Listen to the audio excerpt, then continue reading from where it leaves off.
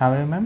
I'm good. Second time છો અહીંયા, right? Second time. ટેલ મી, શું પ્લાન છે? બસ US જાઉં છું. I need a Okay. new look from you. તો good look in terms of hair cut only કે hair colour પણ? Haircut. કલર કેમ નથી કરવો? કલર કરાવીને જ જવાય. બસ યુએસથી લોકો અહીંયા આવે છે કરાવવા માટે. This is just a suggestion કે ઓકે થીન હેર છે બહુ, રાઈટ? તો કલર હોય તો એનાથી ફ્રીઝિંગના કારણે થોડું વોલ્યુમ દેખાય, you will see a Okay. Change, અને will do no bleach colour, જે ત્યાં આગળ નહીં મળે તમને. Okay. That's the thing. બીજું કંઈ તમારા માઇન્ડમાં if you want to do something else then you can tell me કે આવું કંઈક મારે કરવું છે, તો એવું બી કરી શકાય. કોઈ ટ્રીટમેન્ટ કે એવું કંઈ? જોઈએ તમારે ત્યાં જઈને મેનેજેબલ લુક રાખવું હોય, I can suggest you something કે તમે રિલેક્સ લુકવાળું કેરેટિંગ કરીને જાઓ તો બેટર છે. ત્યાં આગળ તમને એટલું મેનેજ કરવું ઇઝી પડી જશે, Yeah, right. અને ત્યાં તો ચાલશે બી લોંગ ટાઈમ માટે. નોર્મલી અહીંયા 3 to 6 મંથ ચાલતું છે, ત્યાં આગળ થોડું વધારે ચાલે છે, Okay. Right?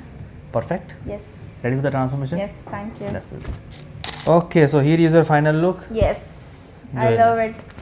Cut and colour transformation. Yes. હવે યુએસ જશો તો કહેશે હતા કે વાવ ટ્રાન્સફોર્મેશન લાગે છે.